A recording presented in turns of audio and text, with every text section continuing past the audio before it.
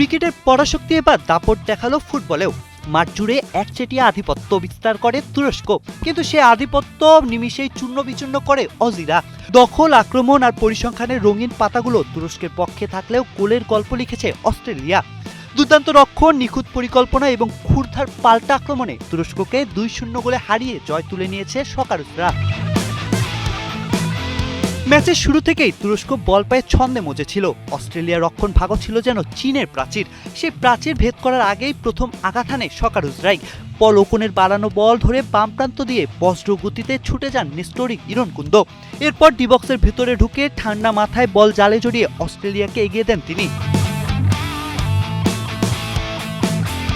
গোল হজমের পর তুরস্ক আক্রমণের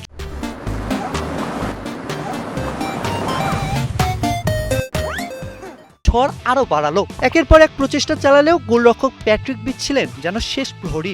তার দুর্দান্ত সেভে বারবার হতাশ হয় তুর্কিরা। পুরো ম্যাচ মিলিয়ে 8টি সেভ দেয় এই গোলরক্ষক।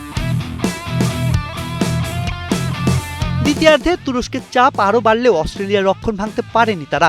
অবশেষে 75তম মিনিটে আলগা বল পেয়ে দূরপাল্লার এক শটে জাল কাপান ম্যাটকালোভ। সেই গোল যেন তুরস্কের স্বপ্নভঙ্গের শেষ লাইনটা লিখে দিল।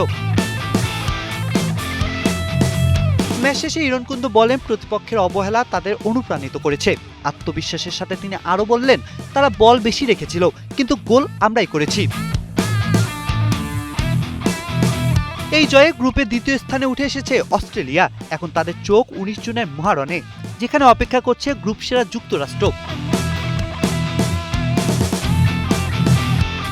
আজকে রাত তাই সাক্ষী হয়ে রইল ফুটবলে বলের দখল নয়, জয়ের কবিতা লেখা হয় গোলের কালিতে। জুবায়ের হোসেন বাপ্পি, কালের কণ্ঠ।